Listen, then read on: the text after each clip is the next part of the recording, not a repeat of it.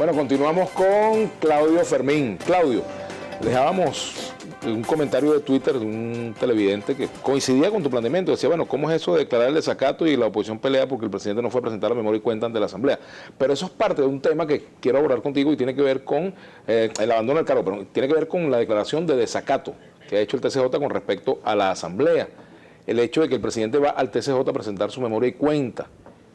La existencia del Parlamento está en este momento, digamos, en discusión. La existencia real, pues. Sí, eso es un tema dramático. Y por ende la inmunidad parlamentaria que se le alinea allí, se le agrega como alinea. Yo soy de la opinión, ya que tenemos tan pocos minutos, aunque yo tengo el privilegio de una hora de conversación con la audiencia de Globovisión y contigo, pero son pocos minutos debido a la cantera de temas y de conflictos que tenemos.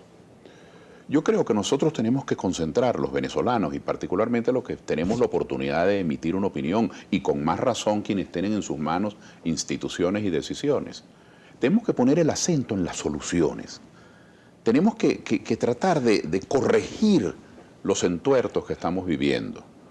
Y no solazarnos, no hundirnos, simplemente en la cosa morbosa de decir estamos mal, no sirve, pero ¿cómo resolvemos? A mí lo de la Asamblea Nacional, como a todos los venezolanos, nos mortifica, porque con mucha ilusión millones de venezolanos fuimos a votar, independientemente de que algunos votásemos por Pedro o por Juan, con la ilusión de que hubiese una asamblea que legislara y que controlara el gasto.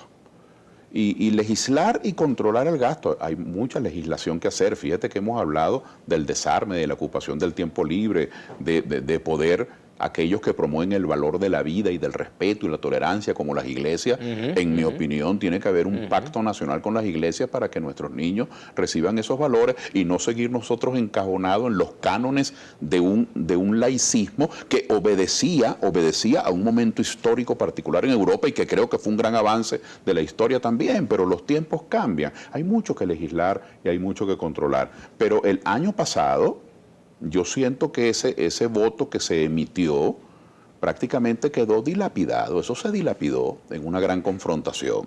Independientemente que en la oposición podamos pensar, debido a esta especie de solidaridad automática, que la razón la tenía A, y en el gobierno puedan pensar también por solidaridad automática que la razón la tenía B. Pero lo cierto es que la Asamblea Nacional ha sido inhabilitada. Hoy no tenemos Asamblea Nacional. No solo porque el gobierno de manera miserable le niega el dinero para que los diputados cobren sus sueldos, sino porque no existe Asamblea Nacional.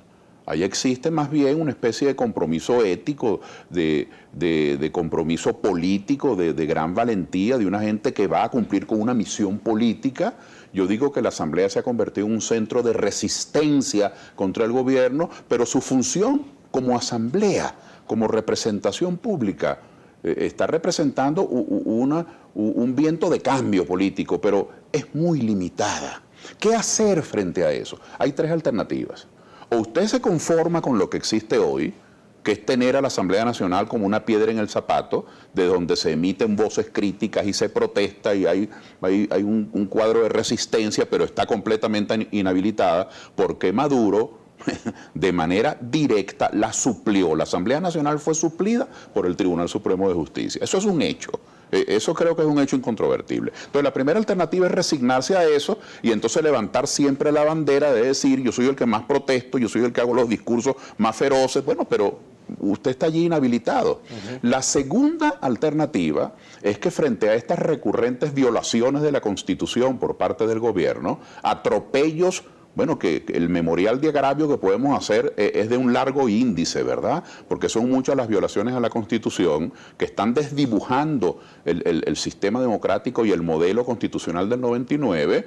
Bueno, la segunda alternativa es que frente a esto, una fuerza, un tercero, trate de restituir la Constitución, lo que hemos llamado coloquialmente los golpes de Estado, porque frente a las violaciones vienen unos golpes de Estado. Que termina siendo peor el remedio que la enfermedad. En mi opinión termina siendo muchísimo peor, pero digamos, esta es una segunda alternativa con la que muchos venezolanos estamos en absoluto desacuerdo, pero que además no está en control nuestro, incluso para aquellos que están de acuerdo, que son unos campeones en el arte de pastorear nubes, de hablar fantasías. Hablan y hablan sobre cosas que no están bajo su control.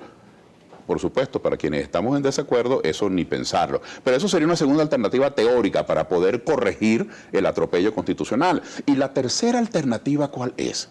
La tercera alternativa para resolver este caos institucional, este conflicto entre instituciones que tiene a los venezolanos como Paganini, aunque yo creo que el responsable es el gobierno, pero la manera de resolverlo es que alguien se trague su orgullo, es que alguien se trague su soberbia. No puede ser que porque fulano o mengano van a seguir custodiando su imagen de que son inflexibles, de que son unos grandes gladiadores, no se atrevan a explorar una vía que es sentarse a negociar, no estoy hablando de negocios mercantiles, sino de acuerdos políticos. El diálogo, ese diálogo que fracasó, claro que fracasó, es evidente que fracasó, pero el fracaso de ese diálogo arrastró consigo muchas imágenes públicas. Aquellas imágenes que se habían vendido como que podían resolver las cosas en 6 meses, en 2 días, se fueron al foso. Entonces, para recuperar esas imágenes, para ponerles de nuevo un barnicito de sintonía con la gente, como el país está furioso con ese diálogo, entonces dijeron no voy más al diálogo. La ausencia del diálogo, más que una decisión política en beneficio de lo que el diálogo buscaba, que era liberar los presos políticos, que era traer medicinas y alimentos, que era poder reconstituir el funcionamiento constitucional, la ausencia del diálogo ha sido más bien un paso, una decisión de imagen. Vamos a recuperar nuestra sintonía con la gente disgustada. Pero ese diálogo fracasó. Pero hay que constituir otro, hay que construir otro. ¿O qué vamos a hacer los venezolanos? Los venezolanos vamos a legitimar ahora ante nuestros hijos, vamos a difundir como un valor positivo ante nuestras familias que lo correcto es que los venezolanos nos segreguemos, que no nos hablemos más los que son chavistas y los que somos de oposición. Vamos a continuar no nos tratemos más al regreso, Claudio, porque tenemos que hacer la pausa. Pero me permite continuar con ese tema precisamente, cómo hacer para rescatar el diálogo. Seguimos todavía, tenemos todavía. Bueno, entonces, ¿cómo hacer para rescatar Bueno, entonces hay que sentarse. Las personas que tienen en sus manos una responsabilidad tienen que sentarse. Y tienen que sentarse a rediseñar, a hacer un proceso de reingeniería. Ya estamos contestas en que el primer diálogo fracasó. Estamos de acuerdo. Pero ¿qué es lo que falla allí? Los interlocutores, los mediadores, la manera, el formato del diálogo. ¿Qué es lo que está mal allí concebido, Claudio? En primer lugar, nosotros hemos logrado, los venezolanos, tú sabes que en Europa, sobre todo en Europa occidental, en la península ibérica, en Francia, en Italia, en toda Europa occidental, la gente creía que el presidente Chávez era una especie de héroe que había redimido al pueblo, a esos venezolanos que andaban en guayucos por las calles y que nunca en su vida habían visto una cloaca ni habían visto una escuela. El presidente Chávez nos trajo por fin al mundo. Estoy, por supuesto, dramatizando, por supuesto, estoy caricaturizando. Bueno, pero esa imagen errónea que se tuvo en Europa y en los Estados Unidos y en Sudamérica, hoy ha sido sustituido por otra que la dan las cifras.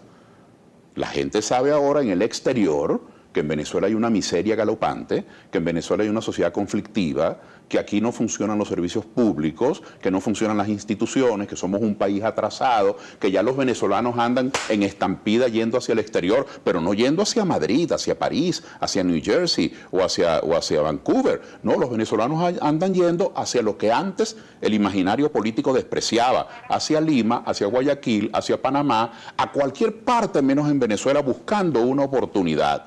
¿Y por qué eso está ocurriendo? Eso está ocurriendo sencillamente, bueno, porque el país está muy mal gobernado, ¿verdad? Muy mal gobernado. Entonces, si nosotros de verdad queremos que esa imagen que se ha cambiado, que ya en el exterior saben que en Venezuela hay un problema serio, ¿usted cree que si nosotros abandonamos, no el diálogo que fracasó, ya ese se fue, pero si nosotros los demócratas decimos que aquí no hay nada que hablar, esa imagen que se logró conquistar, que quienes son intolerantes es el gobierno, que los demócratas son los que están en oposición, eso sería gravemente afectado. Nosotros no podemos cometer ese error político para hablar tan solo de la variable externa. Tenemos que hacer una pausa, dejamos un tuit pendiente para Claudio Fermín.